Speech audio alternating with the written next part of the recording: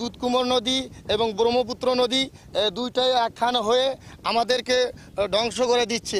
আমরা বাড়ি ভাঙছি 3 বার, এখনও বাড়ি ভাঙতে চায়। নদী এমন আমার বাড়ির কাছে গেছে, এখন আমি যে কোথায় যাব আমার কোনো নিরসন আশ্রয় নাই। নদীর পানি বাড়ে আর সেই সঙ্গে বাড়ে আতঙ্ক। ভাঙছে অরক্ষিত নদীর পাড়। তাই আগেভাগেই ঘরবাড়ি সরিয়ে নিয়েছেন অনেক বাসিন্দা। প্রতিবছর বর্ষা আসলেই ভাঙন তীব্র হয়ে ওঠে কুড়িগ্রামের ওপর দিয়ে প্রবাহিত ব্রহ্মপুত্র, ধরলা, তিস্তা ও দুধকুমারের 2 পাড়। ভাঙন শুরু হলে ঘরবাড়ি সরানোর সময়টুকু পান না নদী পাড়ে মানুষ। তাই এবার একটু আগেভাগেই ঘরবাড়ি সরিয়ে নিয়েছেন নদ নদীর তীরে থাকা বাসিন্দারা। শহ বাড়ি ঘরদুয়ার নদীর মাঝে বিলীন হয়ে গেছে, এখনো নদী ভাঙতেছে।